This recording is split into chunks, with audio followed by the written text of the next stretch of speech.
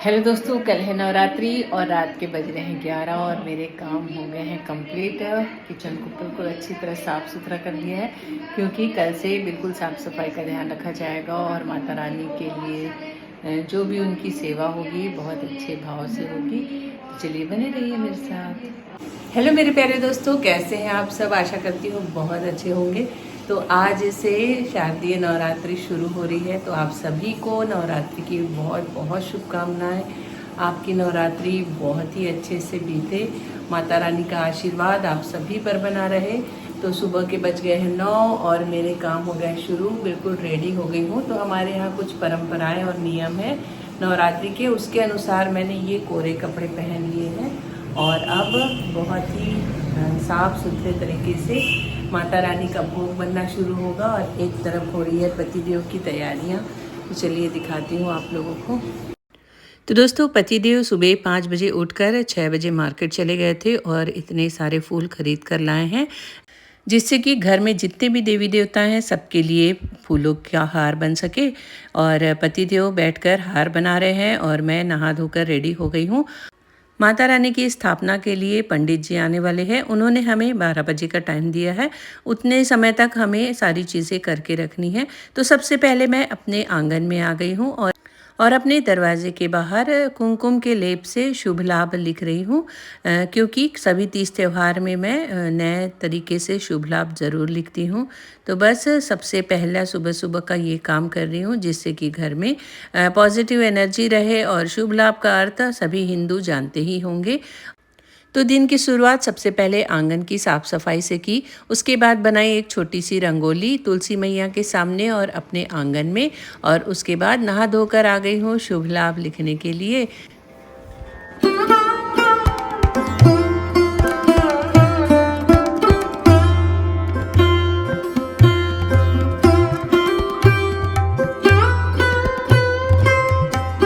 तो दोस्तों, घर के पूजा पाठ वाले अवसरों पर दहलीज की पूजा करना बहुत अच्छा माना जाता है। तो उसी प्रकार मैं अपने दहलीज पर हल्दी का लेपन कर रही हूँ। हमारे यहाँ ये करना बहुत ही शुभ और अच्छा माना जाता है। तो बस हल्दी का लेपन करके अपने दहलीज को बहुत ही सुंदर तरीके से सजा दूंगी। साथ ही चौखट पर भी हल्दी का लेपन करूंगी।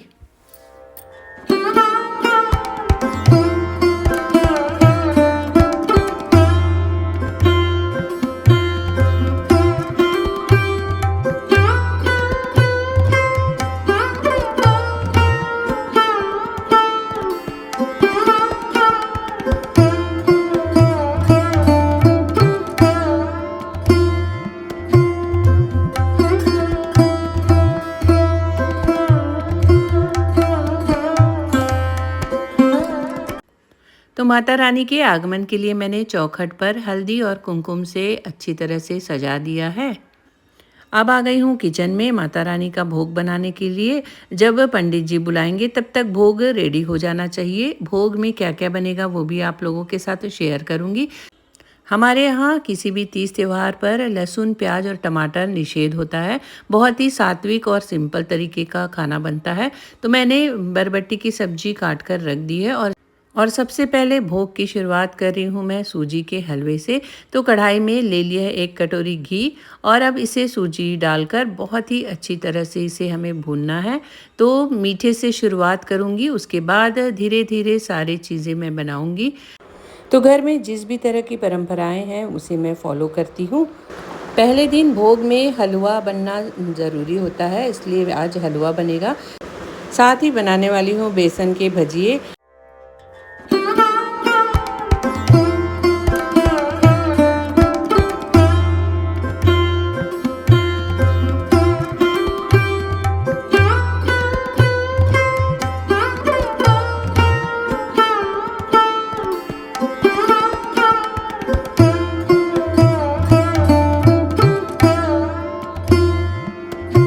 दोस्तों, आज के भोग में सारी चीज़ें भून कर बनाई जाती है, यही परंपरा चली आ रही है। ये है बेसन का घोल, आज भजिया बनेगा। दोस्तों, भोग में 5-6 तरह के व्यंजन बनेंगे।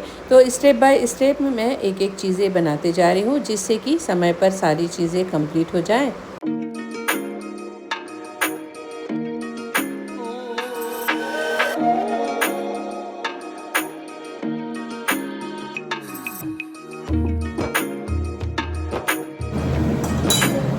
सारी चीज़ों को भून कर बनाना है, उसमें समय भी लग जाता है। चावल भी भून के बनेगा, सब्जी तो भूनी जाती है, दाल भी भून के बनेगी, इसी तरह का प्रोसेस है। तो उसी को समय बचाते हुए मैं स्टेप बाय स्टेप कैसे अपने खाना अपडेट करूँगी, बिल्कुल टाइम से भून होना ज़रूरी होता है। तो मैंने ये तेल थोड़ा ज़्यादा ले लिया, इसमें मैं भजिया निकाल लूँगी। अब इसी तेल में मैं थोड़ा थोड़ा करके पहले चावल भूनूँगी, फिर दाल भूनूँगी। तो दोस्तों, अगर आपके पास काम ज़्यादा हो तो आपको अपने टाइम टेबल को और मैनेजमेंट को एकदम सही तरीके से लेकर चलना पड़ता है।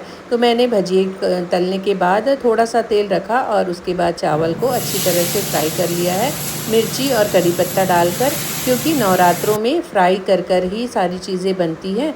सभी के घर में अलग अलग तरीके के नियम होते हैं, ऐसे नियम हमारे घर पर है और कई सालों से यही चीज़ें चली आ रही हैं। तो मैं उससे हटकर कुछ नहीं करना चाहती, जो परंपरा और नियम है उसी तरह से मैं माता रानी की सेवा करना चाहती हूँ। और अब मैंने बरबट्टी आलू की सब्ज़ी को अच्छी तरह से फ्राई करके पका लिया है और उसके बाद बनने वाली है अरहर की दाल, जिसे कि मैंने भिगो कर रख दिया था। ये इसे भी फ्राई करके ही बनाना है, बिल्कुल ड्राई सी बनेगी। कढ़ाई में ले लिया है तेल, थोड़ी सी मिर्ची, करी पत्ता, हल्दी पाउडर, मिर्ची पाउडर और डाल दिया है दाल और इसे अच्छी तरह हमें भून लेना है। और उसके बाद थोड़ा सा नींबू का रस, थोड़ी सी शक्कर और पानी डालकर इसी तरह कढ़ाई में पकाना है। खाने में बहुत ज़्यादा टेस्टी लगती है, क्योंकि प्रसाद का रूप हो जाता है इसमें। किचन का काफ़ी सारा खाना मेरा बन गया था, इसीलिए मैं पतिदेव की मदद करने चली आई हूँ, क्योंकि आज बेटा नहीं है, नहीं तो वो बहुत सारी चीज़ें कर लेता है। उसका आखिरी पेपर है, एग्ज़ाम दिलाने गया है। तो बहुत सारे हार पतिदेव ने बना लिए थे, लेकिन काफ़ी लेट हो रहा था, वो चले गए हैं नहाने और बाकी के बचे हुए हार मैं बना रही हूँ। पंडित जी के आने के पहले सारी तैयारियाँ हम करके रख देंगे। पंडित जी पूजा बताने आ चुके हैं। उससे पहले पतिदेव ने घर के जो बाकी देवी देवता है उनका अभिषेक पूजा कर लिया था। हमारे यहाँ अभी भी काफ़ी तेज़ गर्मी है, तो पंडित जी के लिए मैंने नींबू का शरबत बनाया है और हम सब भी उसी को पियेंगे। जैसा कि नवरात्रों में हमारे यहाँ नियम है, बिना कुछ खाए पिए ही भगवान जी का भोग बनता है, पूजा पाठ होती है। तो इन दिनों कोई भी घर के सदस्य नाश्ता नहीं करते, सभी आधे दिन के व्रत के नियम का पालन करते हैं। एक तरफ तैयारी हो रही है जवारा की, अखंड ज्योत की। पंडित जी बड़े ही मंत्र उपचार के साथ पूजा करा रहे हैं। हमारे शहर के ही पाटिल पंडित जी हैं, बहुत ही अच्छी तरीके से पूजा पाठ कराते हैं। हर साल इन्हीं को हमारे घर पर बुलाया जाता है। कहा जाता है किसी भी बड़े अनुष्ठान या पूजा पाठ के लिए पंडित जी के द्वारा ही पूजा करवानी चाहिए, और वही हम करते आए हैं। तो बस अखंड ज्योत जल रही है, आप लोगों के भी दर्शन कराती हूँ। दोस्तों, पंडित जी आ गए हैं और पूजा बहुत ही विधिवत शुरू हो गई है। आप लोगों के लिए नमस्कारान् समर्पयामि। एक पळीवर पाणी हातावरून तांबूळ सोडून द्या। अनेन कृतपयादि पंचामृतकृतो पूर्वाराधनेन तेन श्री भगवान परमेश्वरी श्री अंबाजोगाईसह योगेश्वरी देवी प्रियतां नमः।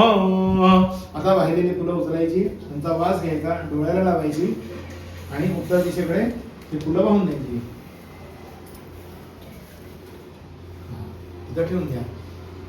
उत्तरे निर्वाल्यं विसृज्य अभिषेकं कुर्यात्। ओम सहना भवतु सहनौ भुनक्तु सह वीर्यं करवावहै तेजस्विनावधीतमस्तु मा विद्विषावहै। ओम शांति शांति शांति। हरिकान्तामि वैश्रियं चन्द्रां प्रभासां यशदाज्वलन्तीं श्रियं लोके देवयोषामुदारां तां पद्मिनीं शरणमहं प्रपद्ये अलक्ष्मीर्मे। करीबन 2-2.5 घंटे की पूजा के बाद अब पंडित जी ने धूप के लिए कंडा बुलवाया है, तो बस मैंने कंडा गर्म करने रख दिया है। पूरे घर में धूप दीप दिखाना और भगवान जी का नैवेद्य निकालना। हमारे घर पर 9 दिनों तक एक कन्या का भोजन किया जाता है, तो कन्या का भोजन और भगवान जी का भोजन का नैवेद्य मैंने निकाल दिया है। विधिवत मंत्रों के साथ भोग दिखाने के बाद पूरा परिवार मिलके करेंगे आरती। हमारे घर पर जो भी भोग का खाना बनेगा, घर की गृह लक्ष्मी जो कि सुहागन हो, उसी के हाथ का भोग का खाना बनता है। यही नियम है।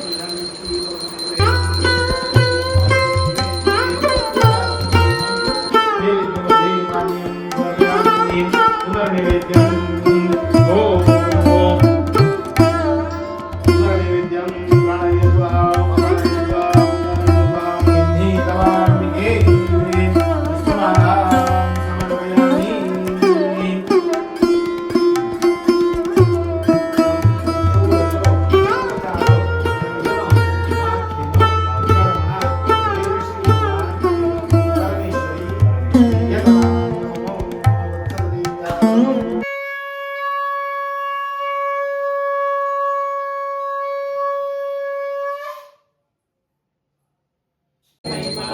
पिता हो चतुर्थीचे दिवशी विश्वव्यापक जननी हो उपासना महिमा वैणू तिचा हो दशम्या दिवशी अंबानी शिवा उल्लंघनी हो सिंहारूढ चारण करते अंबे त्या देवनी हो शुभ शुभाधिकाराची मारती देवी जय देवी अवतार काळ भैरव त्याचा महिमा पार नागधारीचे सचित्रांचे सार मार्ग करता दोष होती संहार जय देवी जय योगेश्वरी तो दोस्तों आज की पूजा आरती बहुत ही अच्छी तरीके से हो गई है। आप लोगों को कैसा लगा ज़रूर बताइएगा। अब हम पूरा परिवार मिलके खाना खाएंगे और उसके बाद शाम की आरती होगी और उसके बाद हमारे कॉलोनी की जहाँ दुर्गा जी बैठती है वहाँ की आरती में भी हम जब बन पाता है तब जाते हैं, नहीं तो घर की आरती कर लेते हैं। आज का वीडियो कैसा लगा ज़रूर बताइएगा। वीडियो अच्छा लगा हो तो वीडियो को लाइक कीजिए, सब्सक्राइब कीजिए, कमेंट्स कीजिए